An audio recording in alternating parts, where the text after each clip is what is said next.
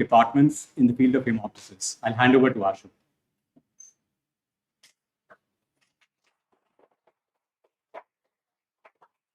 Thank you, sir. I'll directly get to the subject. When we talk about hemoptysis or expectoration of blood, we know that it's not only a distressing symptom, but also a potentially life-threatening symptom. And whenever we want to cut mortalities in difficult diseases, we need to realize that it's a multidisciplinary effort and not the job of any one department or specialty. We are blessed to work in an environment wherein the multidisciplinary fabric is so inbuilt. So we are indebted to collaborate for the last 2 decades with departments of medicine, pulmonary medicine, emergency medicine, pediatrics, surgical disciplines, pediatric surgery, hematology, nephrology, to manage this difficult disorder and bring down the mortality and morbidity in these patients. In interest of time, all of us cannot be speaking today, but we will have speakers both from IR, from medicine, from pulmonary medicine, from surgical disciplines, and then we will have expert comments from Dr. Kabra from pediatric pulmonology and Dr. Jamshed from emergency medicine. So I will begin first to say what the job of a radiologist is. The first half of my presentation is devoted to the imaging part of it, that you're as good as how you interpret your diagnostic imaging to make your IR successful. So to comprehend what the imaging needs to show you, we need to understand that, as we know, lungs have a dual blood supply. The pulmonary arteries with deoxygenated blood, which forms 99% of inflow into the lung. But what is it that is sustaining the lung tissue, means giving oxygenated blood to the lung tissue to remain viable, are the bronchial arteries. And at the capillary level, these anastomoses, these two are obviously operating at vastly different pressures, where the systemic arteries are at a much higher pressure. So whenever there is a situation where the systemic arteries increase in size or number, the capillaries rupture under this stress. The underlying disorders can be diverse, but eventually it is the capillary which gives way and bursts. The underlying disorders are not all amenable to interventional radiology. Several will need only drugs, several will need direct surgery, and some may have lung and airway involvement, and some may directly have a vascular involvement. In our series up to December 23 of the cases which underwent IR, not of all hemoptysis who presented, but just to get an idea of the spectrum of the 1562 cases up to December 23 who underwent BAE with us, the vast majority, more than 50%, were because of post-tubercular sequelae with or without associated aspergillosis. On the other hand, when we move to the pediatric population, this spectrum changes. The number is much lower. So children who actually land up needing IR during this duration were only about 80 in number, and the commonest causes were active infection and bronchiectasis rather than aspergillosis and sequelae as in the adult. Imaging modality, sometimes the chest radiograph is enough and you need not go any further. Like a patient with hemoptysis, systemic symptoms, if the chest radiograph shows you active pulmonary tuberculosis, that's the end of imaging. But if you need to do a CT scan, do one CT scan which will fulfill all the functions. That is, it should be enough for the interventional radiologist, it should be enough for a surgeon. So at the upfront, you have to do an optimal scan. Now, the optimal scan is such that you want to show the pulmonary circulation as well as the aortic circulation. Traditionally, the CTA, as it is called, which is done for hemoptysis, only shows aortic circulation because bronchial arteries are mostly responsible. We have innovated. Innovated means this is a protocol that we actually adopted out of the triple rule out, which was done for acute chest pain. But that is an ECG gated scan because you need to look at coronaries also. This is a non-ECG gated scan, so the doses don't go up too much. We do it in about 4 millisieverts. You give contrast in divided doses so that you can see the pulmonary artery as well as the aorta very well. So a CT so done should be able to show you all abnormal vessels like this bronchial coming from the aorta, should be optimally show you the pulmonary circulation, the veins, as well as the lung parenchyma. So you can, of course, get VRTs, you can get iodine overlay maps, which can exactly show you the site of shunts in multifocal disease. So we are looking at the lung. Even in lung, we are able to localize which segment is currently likely to be bleeding. Wherever there is surrounding ground glass is the segment which is currently likely to be bleeding, helping us target surgery or other forms of intervention.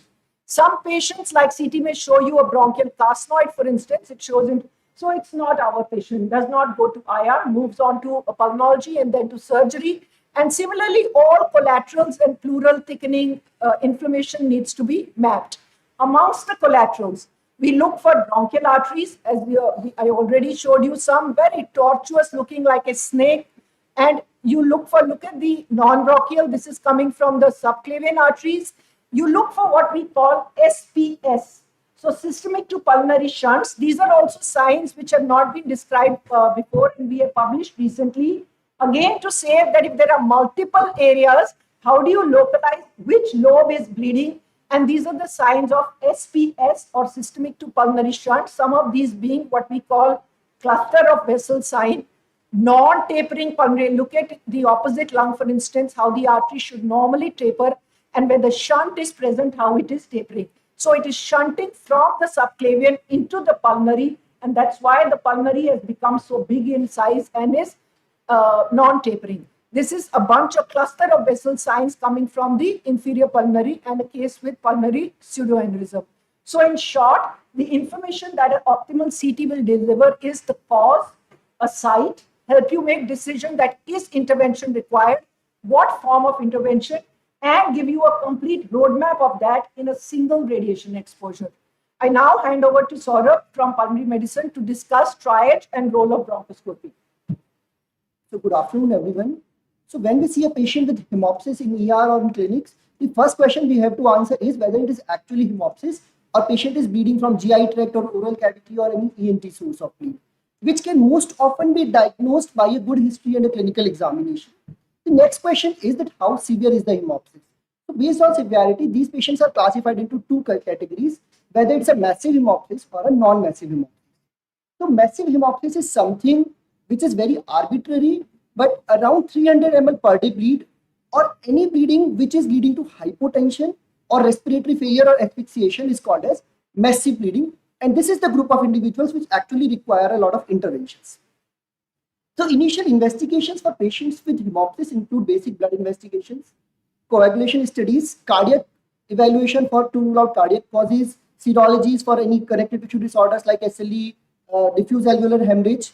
Then the two important investigations which are there are the imaging and the bronchoscopy. Imaging, madam has already discussed. So bronchoscopy plays a key role in both diagnostic as well as therapeutic decision making in patients with hemoptysis. It is extremely important for localization and it can be done bedside for localization as well as for control of bleeding in a significant proportion of patients. So when we look at the management of non-massive hemoptysis, our aim is first that we have to find out the etiology, which in most often cases is either an infection or a post-infective sequelae. And these patients usually require treatment with oral antibiotics or fibrinolytics. But if the bleeding continues or this amount increases or patient has a smoking or an elderly, then we have to go for further evaluation. Now we go towards the management of massive hemoptysis, which is actually a key. So in patients with massive hemoptysis who present to emergency, the key is resuscitation and prevention of bleeding into the non-bleeding lung. That means our first job is that we have to resuscitate, give them fluid, we have to position the patient so the bleeding side is down, we give them cough suppressants, we give them antibiotics, and then we go ahead with imaging and bronchoscopy. The key parameter we have to focus is on the saturation, because these patients with massive hemoptysis will desaturate very rapidly and will asphyxiate and will give you only few minutes to actually resuscitate them and give them an airway. So after initial steps, we have 3 points. That means we have to protect the non-bleeding lung, then we have to locate the site which is bleeding, and we have to control the bleeding. So what is the role of an interventional pulmonologist in massive hemoptysis is that we have to establish an airway quickly to maintain the oxygenation and ventilation. We have to localize the bleed and try to control the bleeding. So, and if patient has bled into the airway, which is hampering patient's oxygenation and ventilation, we have to remove blood clots from that airway so that patient can be ventilated. So once we have a patient with massive hemoptysis, we have to provide them an airway.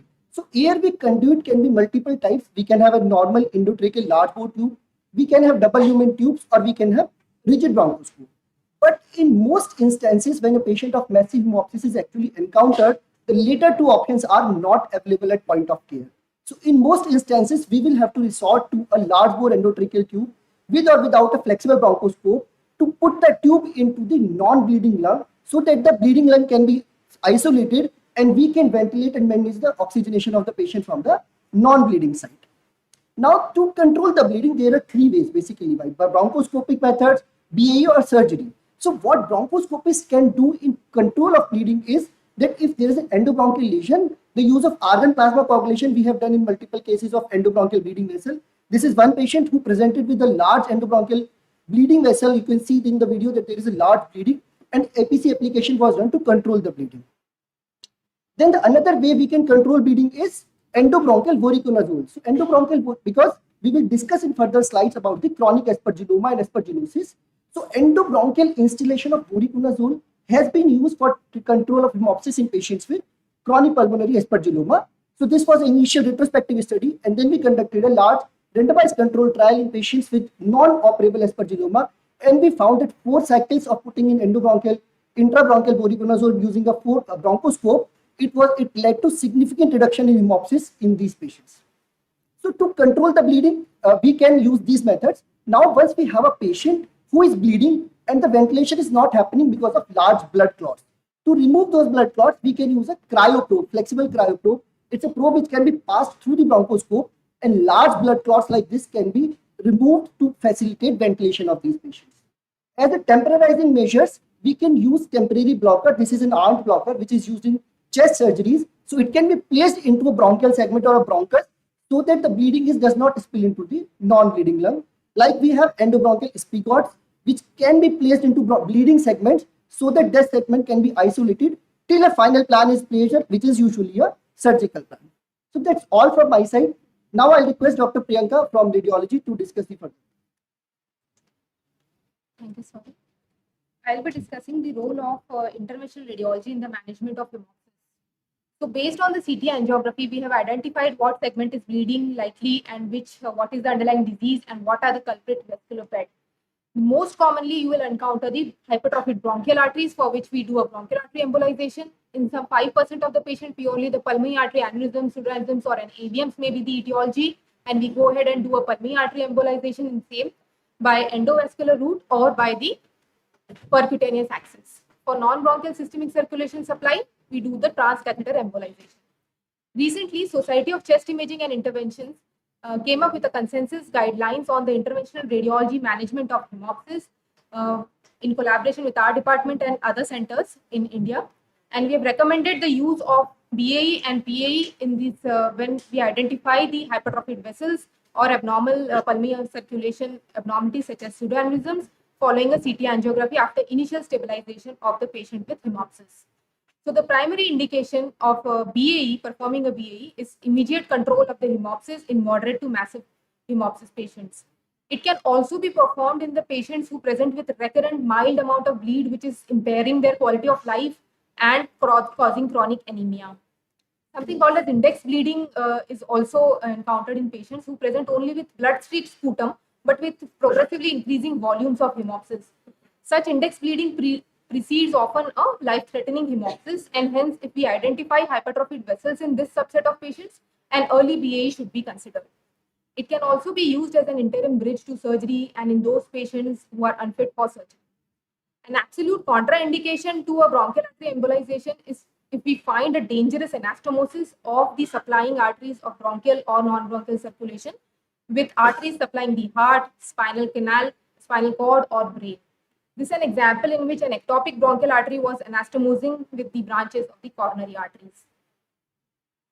This slide shows the data from our department of number of bronchial artery procedures performed. We started doing the procedures from 2003. I have the data from 2007 onwards, wherein an average of 55 cases per year were performed. And this number has increased in the subsequent years with an average of 123 cases being performed per year. The usual anatomical forms that are encountered for embolizing these bronchial arteries are the type 1 and type 2, in which we have a single right intercostal bronchial trunk and 1 or 2 left bronchial arteries. The orthotopic arteries arise somewhere between T5, T6 vertebral body levels. A common bronchial artery variant is also frequently encountered. When the artery is arising not from this T6, T5, T6 levels, it's called as an ectopic origin of the bronchial arteries. It can arise anywhere else from the descending thoracic aorta or from the arch. This is an example of the ectopic artery arising from the arch of aorta. It can arise from the subclavian artery. It can arise from the branches of the subclavian artery, such as thyrocervical trunk. And often we have to use the radial axis to negotiate these arteries which are arising from the subclavian branches.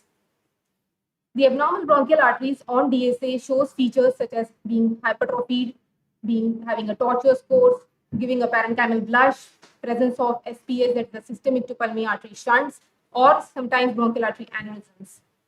We select the worst artery first for embolizing in the bronchial artery embolization procedure. Similar features are also observed from the non-bronchial systemic circulation, which supplies the diseased lung segment, such as these are the examples of those arising from the internal mammary artery or intercostal artery, phrenic artery, or the lateral thoracic arteries. The standard technique is done through a transfemoral access into the aorta using a diagnostic catheter, and we hook the bronchial artery. However, the bronchial artery per se is embolized by superselective catheterization using microcatheter system. The most common particles, most common embolizing agents that are used for this is the PVA particles of more than 300 micrometer, because these do not cross the pulmonary capillary bed and will not cross over to the systemic circulation. Glue, that is the N-butyl cyanoacrylate, is increasingly being used, and we especially make use of the glue in recurrent cases. It requires a more operator experience. And in very specific situations, we make use of microcoils for embolization, such as in a case, this is a case of tuberculosis in which this necrotic lymph nodes had eroded the bronchial artery segment, leading to formation of a pseudoaneurysm, and this was excluded or embolized by the microcoils. The most common complication of BAE are chest pain and dysphagia and mild post-embolization syndrome. And the most dreaded complication is the spinal infarction or stroke because of the non-target embolization of by the particles into the spinal arteries or the branches of subclavian artery and vertebral artery. So from 2007 till July 24, we have done 1652 BAE procedures, in which we got 93% of technical success rate. The clinical success for the immediate control of the bleed was achieved in up to 97%, with a recurrence rate of 7.5% for a clinically significant hemolysis. The minor complication rate was 2.3% and included a bronchial artery dissection or puncture site hematomas. And the major complication of the procedure, an early patient had a mild paraparesis in one patient and no procedure-related mortality. Now, I would like to invite Dr. Ashu ma'am for pulmonary artery interventions. So, as Priyanka said, 90% of them are bleeding from the bronchial artery, but 5% are bleeding from the pulmonary artery. And as we increasingly do pulmonary artery procedures, this number is also increasing every year. What is the reason that we go into the pulmonary artery apart from, direct reasons like pulmonary artery AVMs are pseudoaneurysms? And this may look counterintuitive, but I will briefly mention pulmonary artery narrowing. Pseudoaneurysms or aneurysms of the pulmonary artery can be due to diverse reasons, but in our setup, the series that I will show you, we have only intervened and encountered as mycotic aneurysms. All of them, whether TB, pyogenic or fungal, but because of infections and not due to any other causes. For instance, this is a patient of mucormycosis, has a giant aneurysm, but a small pulmonary artery leading to it, and subsequently undergoes a coil embolization. What we want, this is a DSA classification, blue blood, red blood. I just want you to understand the new role that our CT fulfills. We can tell you that whether a pulmonary pseudoaneurysm is getting supply only from pulmonary artery, predominantly from one supply, only from one systemic artery, or from none. You may ask that how it can be from none. None means on imaging it looks like none because the arteries got stenosed so much. This is a DSA based classification which we now attempt to do with the dual phase CT, which I already discussed with you. Accordingly, what do? We either go into the pulmonary artery, bronchial artery, or both. Nowadays, when we handle a patient of hemoptysis, based on what the CTs You may find us having a access in the pulmonary, in the femoral artery, femoral vein, and sometimes the radial artery also simultaneously. We may handle 2 or 3 accesses at the same time. As I told you, a series of 46 patients of ours, all are mycotic and all underwent either PAE, everybody knows as prosthetic artery embolization. For thoracic radiologists, it means pulmonary artery embolization. So all underwent either pulmonary artery embolization alone or in combination with BAE. And sometimes when we can't do either of these, we go in directly. In the type D, where it's isolated, we enter CT guided and deploy glue directly into the pseudoaneurysm, always with support from the clinical department and preparedness to intubate in case of hemoptysis. But fortunately, we've never had an on-table hemoptysis because of a direct pseudoaneurysm puncture. But you need to be always prepared for a difficult intubation. PAVM's embolization is standard. You can do it with large plugs. You can do it with detachable balloons. The other thing is sometimes you cannot sacrifice the artery at all, similar to what may happen in an ICA. Like for in this case, the pseudoaneurysm is coming from the main descending pulmonary. If we close this, we lose the entire lower lobe, and we cannot create an infarction in the lung. Infarction in the lung is a cauldron of infection. We may create more problem than we set out to solve. So we never create an infarction. So in this case, we used a covered stent instead. So we can stent the pulmonary artery whenever we want to save it. What happens? What do we mean by narrow artery? It can be congenitally narrowed, like cyanotic congenital heart diseases, pulmonary agenesis, or acquired, like in chronic thromboembolism, fibrosing mediastinitis. Then why do they come with hemoptysis? Because whenever the pulmonary artery narrows, there's a situation of relative ischemia. When there is ischemia, again, what will hypertrophy? Systemic arteries. Once they take over the blood supply, it's again at those pressures in excess of 100. So this is a patient with absent right pulmonary artery. It's called proximal interruption of pulmonary artery. Lot of collaterals. This is the perfusion map showing deficiencies. But when we go to embolize, we do it very carefully. We identify which vessel is closing, and we ensure that we don't create an infarction. Although we always inform the surgeon and physician in these situations that it's the isolated supply and we are going in for embolization because of bleed. But you have to be careful not to create an infarction. Lastly, I come to what we get a bad name for, which is recurrence. That you have such high recurrence rates in BAE. Why do you struggle with the procedure? We struggle with the procedure because we struggle in those patients who are non-surgical candidates. In those in whom surgery is not an option, we have to give them this lifeline. If we have to do the procedure every couple of years, so be it. And you give them a decade or two of life, it's worthwhile.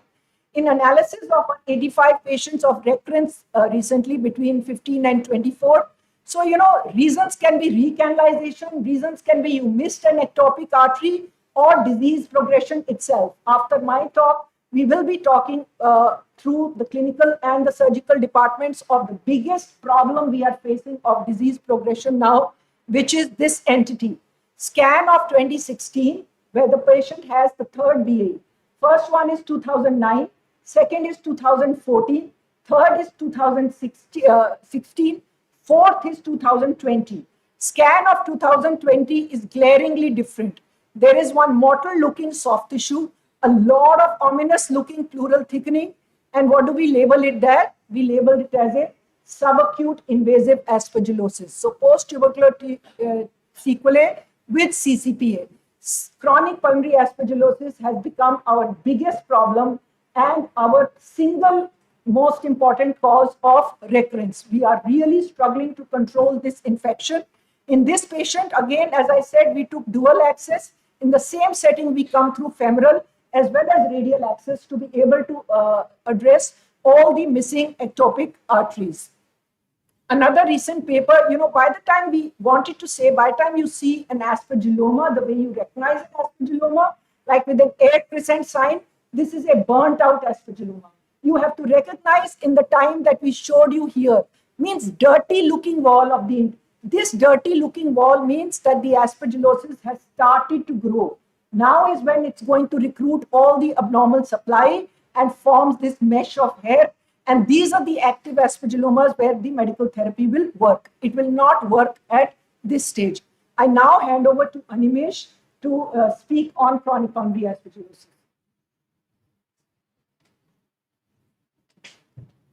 Right. Thank you, madam. So the job at hand is to talk about chronic pulmonary aspergillosis with respect to hemoptysis. So just to briefly introduce the subject, I'm sure most of you would be knowing this. CPA refers to a chronic fungal infection of the lung parenchyma, usually occurs in patients with underlying lung disease. So in our cohort, it's usually post-tuberculous lung disease. Millions of individuals around the globe are affected with chronic pulmonary aspergillosis, and we were able to show that most of these individuals actually reside in our country because we have a very high load of pulmonary tuberculosis. Now, these patients' disease course is punctuated by emergency visits, often for hemoptysis, sometimes for lung infection. And what is important is that though often thought to be innocuous, chronic pulmonary aspergillosis has been seen to be deadly. That by the year 5, 1 out of 2 patients actually die. Again, in a recent meta-analysis, we were able to show that the risk factor depends on the subtypes of chronic pulmonary aspergillosis. So talking about the subtypes, there are at least 5 subtypes of chronic pulmonary aspergillosis. So starting from simple aspergilloma, aspergillus, subacute invasive aspergillosis, CCPA, or chronic fibrosing pulmonary aspergillosis. So in our cohort and also in other cohorts worldwide, it's mainly the CCPA or the chronic cavitary one which predominates, followed by aspergilloma. So what is interesting to note, so this is, sorry.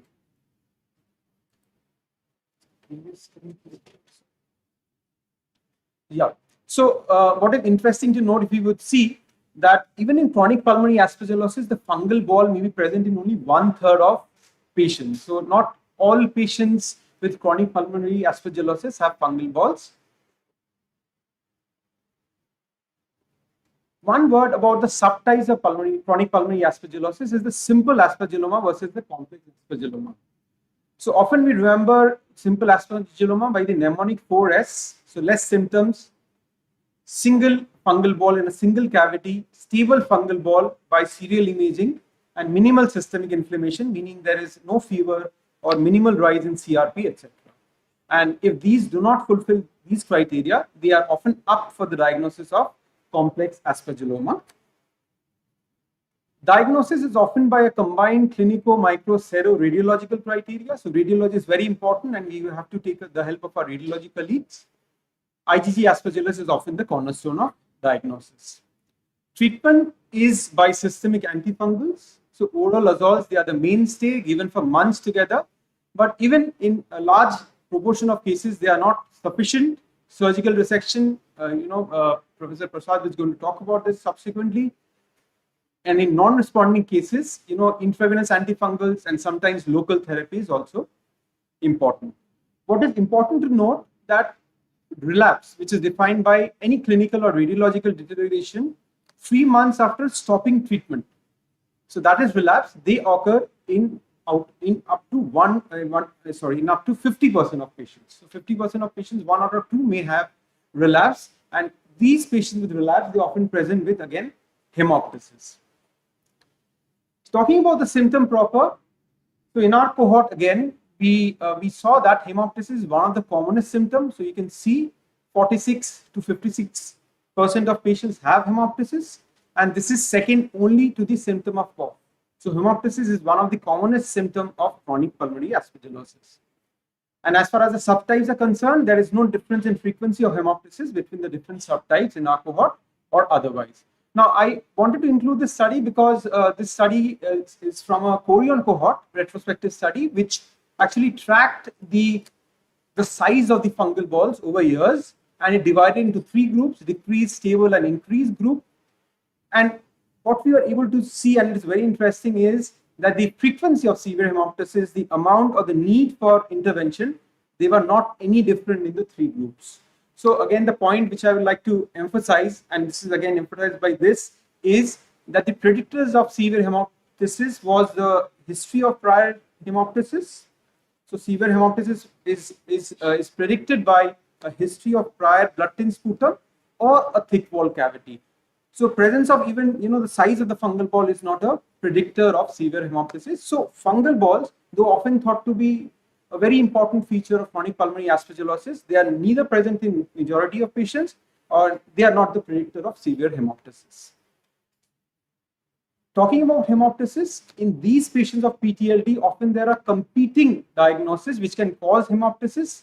For example, in our cohort, bronchiectasis, nodules or cavity, they themselves can lead to hemoptysis, and they often pose clinical problems for us when we want to gauge the treatment response of patients of chronic pulmonary aspergillosis to azoles, because these entities by themselves can often lead to hemoptysis. Briefly, last few slides, hemoptysis, it has an effect of quality of life. This study from Uganda, it showed that patients with CPA plus tuberculosis, they have worse quality of life as gauged by St. George's Respiratory Questionnaire, which is actually a quality of life questionnaire for chronic lung disease.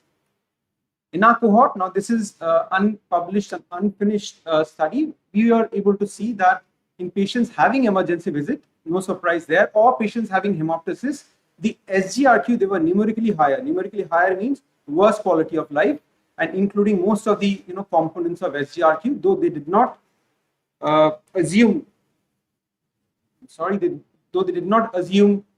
statistical significance in this particular case.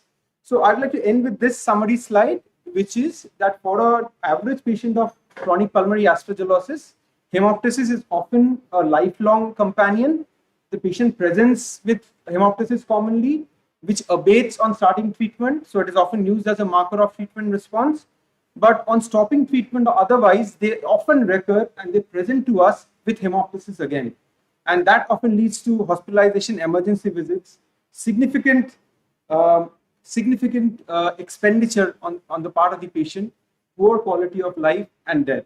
And in most, in the diagnosis or gauging treatment response or even managing patients with severe hemoptysis, we often have to take the help of our radiology colleagues, which we do and which we are very grateful for. I would like to next invite Dr. Ankur for carrying on the discussion.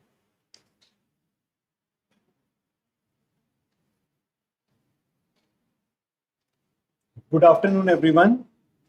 So we have seen that surgery offers the most definitive management for patients who have a localized disease. But surgery has its own problems. And the biggest problem is bleeding during the intraoperative period. So in collaboration with our surgeons, we came up with the novel idea of embolizing the chest wall collaterals so as to reduce the intraoperative blood loss and to reduce the surgical morbidity. This becomes even more relevant for lesions which are very complex peripheral aspergillomas, having large pleural contact and apical location. So we have published our experience, and this is just to show how the dissection of adhesions of the abnormal lung from the chest wall gives rise to bleeding during the surgery. So let's see a few cases. This first case is of a left upper lobe lesion where we can see there are multiple coalescent hypodense aspergillomas with thick peripheral walls which are showing a lot of vascularity. So we can see there are a lot of chest wall collaterals, lot of vascularity, large area of pleural contact and location in the apex where the control of bleeding is difficult intraoperatively. So we went ahead and did preoperative embolization. Starting with the left superior thoracic artery, you can see how tortuous it is with reduction of the parenchymal blush in the post-embolization run. Then embolize the lateral thoracic, superior intercostals, and the posterior intercostals. So all the arteries relevant to the location of the lesion need to be embolized in this particular case. Let's see another case. So although not that sinister looking as the first case, but even in this case, there is presence of bronchiectasis, large pleural contact, apical location, and again, large collaterals in the wall of the cavity.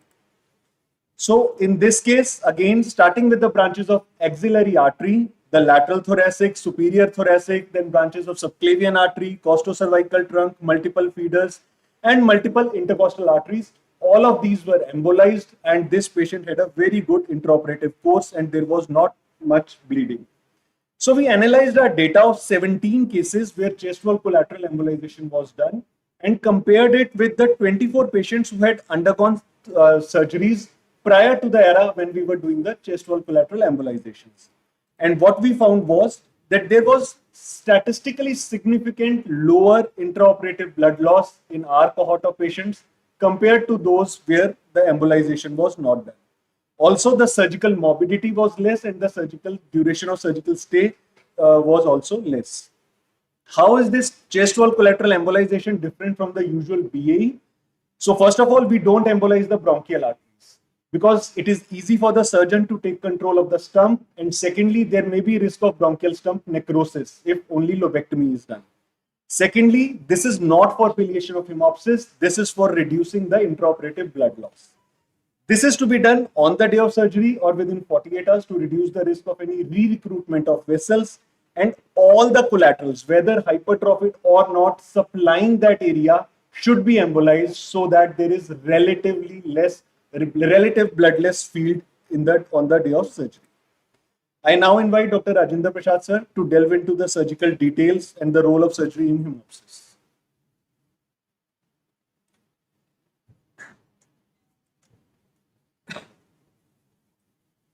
Thank you, Dr. Ankur. This perioperative embolization kind of came upon this idea when we started doing surgeries, and we realized that when you're doing an open surgery, the apex is almost invisible to you. And once you try to do the dissection, the arteries would bleed and bleed and bleed. We talked to Dr. Ankur and Raju. We came upon this idea that on the day of surgery, most of the time we like to do it on the day of the surgery.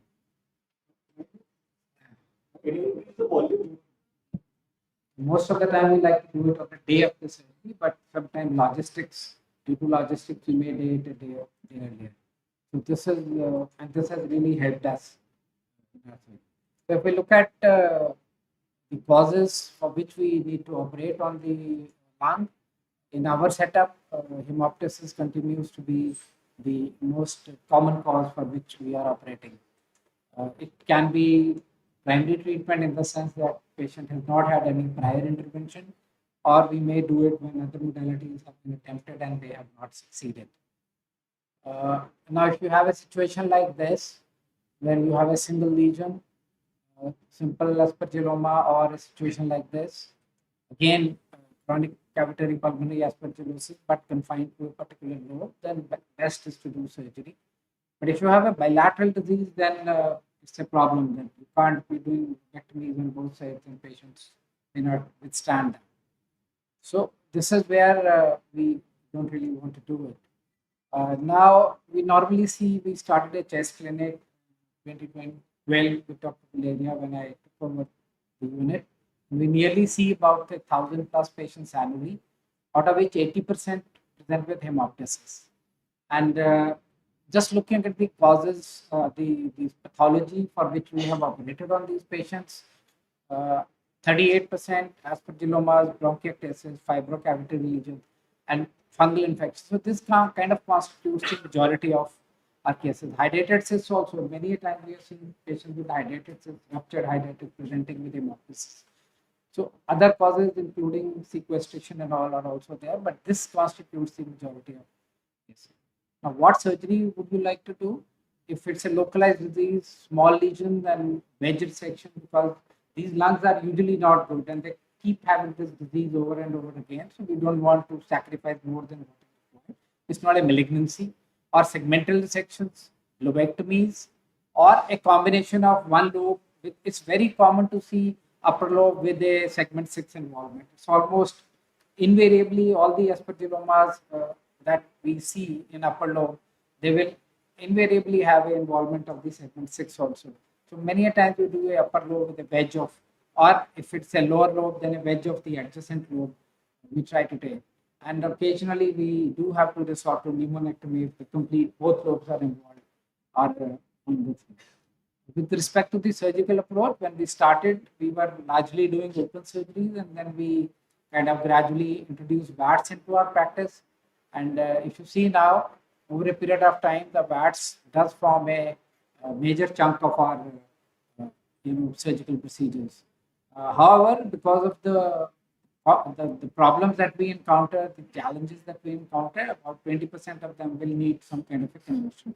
But what we have seen now is that even if we have planned a case as open, we do keep the VATs set with us, because the endoscope, it really helps us to see the areas which are not visible otherwise, and it helps us to do the dissection in that area. So we always use VATs as we take the assistance of VATs to perform our procedures. So these are the challenges. You often see very vascular adhesions, unclear fissure anatomy. There are no fissures. Adhesions are all around. So it's these are and hilums. They are frozen kind of hilums. So it's not easy to operate on these patients. And this is the short video which will give you a glimpse of what it looks like. So this is how you would want to see a lung. All three fissures seen, nice and supple lung. If you get this kind of a lung, it's very nice, but this is not what we see. This is what we normally see: dense adhesions along the chest wall, and this is the apical adhesion, which will never be seen in difficult to see in open surgery. With VATS, you are able to see the diaphragmatic adhesions, and then fissures are absent, so you kind of have to create the fissures, find the pulmonary artery, remove the lymph nodes over it before you can actually get to the pulmonary artery and take down branches. So, and you see a very gentle maneuver like this can lead to a massive pulmonary artery bleed. Just see this, and when pulmonary artery bleed is a horror. Everybody gets kind of, and you see here also, when you think everything is almost over, you are kind of about to take the lobe out, and just when you think everything is over, then suddenly you will, the clips will not work or something will happen, and then bleeding starts. So these are some of the challenges that we face. So and these are the kind of specimens that we get. So you can barely make out what lobe is, where are the fissures, all these cavities are all. So you can kind of imagine the problems that we face in doing these surgeries. Perioperative embolization, Dr. Ankor has already spoken about. Just to reiterate that this is what it looks like in the beginning, and once you get a field like this, it's definitely a very helpful thing for us. The problems don't end there, and we do have post-op challenges, space problems, because the lungs do not expand. The remaining lung is not very compliant, and it doesn't expand to its fullest to fill up the remaining thoracic cavity. So there are post-op space problems, air leaks, infective complications, empymas, as you can see here. You've done a surgery, but the rest of the lobe is just not expanding. So the remaining space is something which you have to deal with. So these are the kind of things that we see. So if you just look at it from March 2017, the prior data we're not showing, out of 572 thoracic surgeries, 314 lung dissections were done for hemoptysis. And about a third of these patients had prior interventions. And we had a mortality of 1.2%. with a median post-op stay of 5 days, but these patients can continue to stay in the ward for long, up to 90 days. And these are the various dissections that we have done: lobectomies, wedge, bilobectomy, pneumonectomy, and segmentation. With that, I would like to thank you and hand over to Dr. So some of our key team members who could not be part of the formal presentation due to paucity of time, I'll request Dr. Kabra sir and then Dr. Jamshed to please share their experience in this. Thank you, Dr. Ashwin, for the and we are very thankful to be able to participate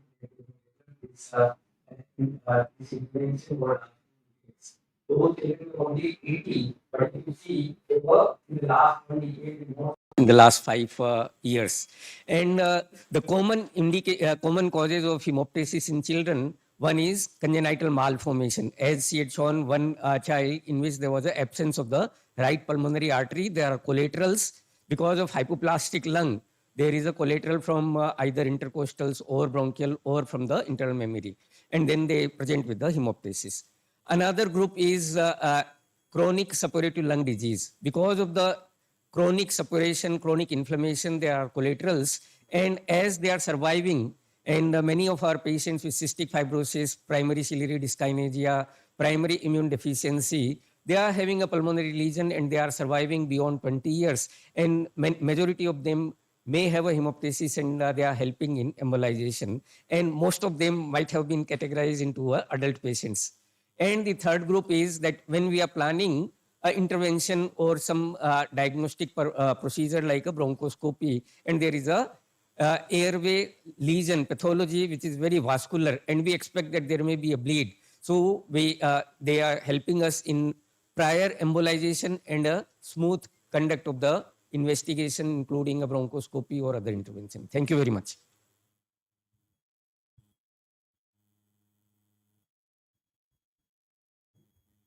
Thank you very much, ma'am. Emergency department is receiving cases of hemoptysis on a very regular basis. You see the prevalence is almost 1 per day. So it's roughly around 30 per month. And out of these, 1/3 of the cases are coming with massive hemoptysis where you have to save the life of the patient. Initially, the death of the patient is not because of the hemorrhage. Basically, it is the compromise of the airway. So you have to safeguard the airway of the patient. And here, in our emergency department, we are using various techniques that like salad technique when you are intubating the patient. Intubation should be done when there is an absolute need to intubate the patient. If your patient is conscious enough, patient is coughing, he can cough the blood, there is no need to intubate the patient. If your patient is unconscious, hemodynamically unstable, there is a clear-cut evidence that patient is suffering from hypoxemia because of hemoptysis carcinoma, then you have to intubate the patient, and intubation should be done under bronchoscopy guidance, and you have to intervene, you have to actually tube the patient in the appropriate area where the patient is not bleeding. So apart from intubation, we are also giving tranexamic acid to these patients. Tranexamic acid, we have already published one randomized controlled trial. Dr. Prakash is here, where we wanted to see whether nebulized tranexamic acid has any role in decreasing the amount of bleed. So nebulized tranexamic acid was far superior than the IV tranexamic acid. So once we fail actually, when apart from maintaining airway breathing and circulation and giving tranexamic acid, taking care of any coagulation abnormalities, any bleeding disorders, then our role is over, and we actually give calls to radiology department. Thanks to our radiology department, who are working day and night, 24/7 coverage is there. We are shifting the patient for CTBA and various angiography, and then if it is amenable, if the bronchial artery is amenable for the bronchial artery embolization, we are getting support from the interventional radiology department from AIIMS, and most of the patients are getting care.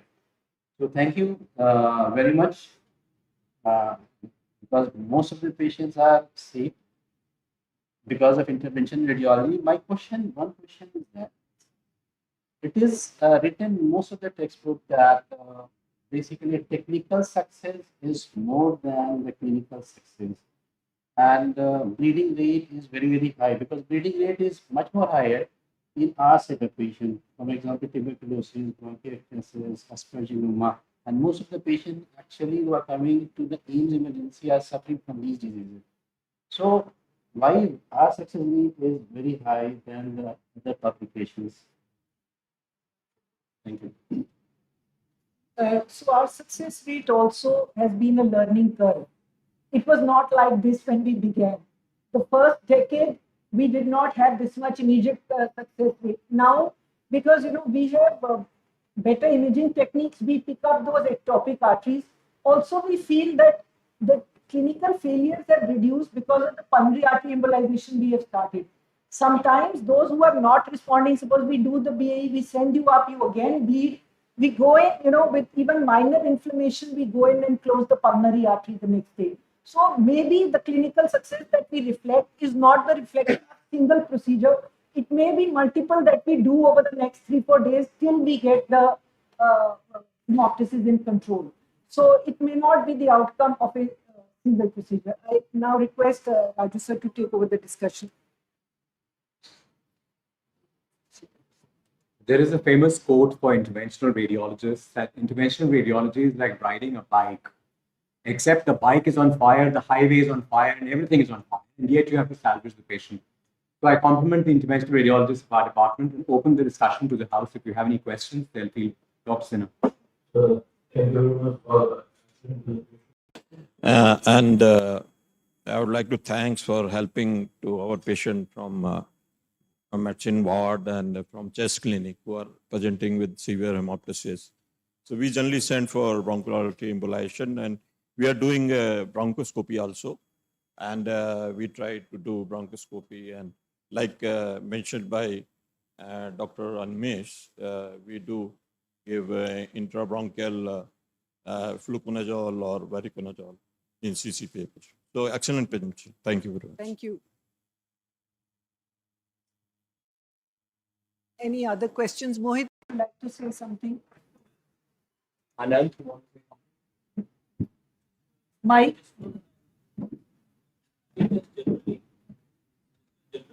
statement, this is most important rate that we come with. Now, hopefully at 10%. I really must say that in the last 7-8 years, our all of this forensic radiology and we have really been able to enhance our management and also our diagnostic.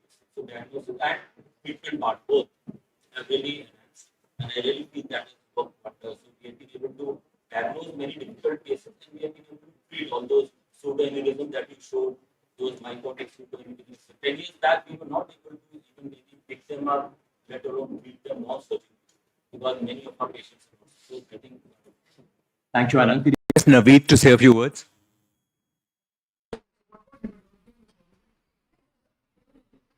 Rare patients are the most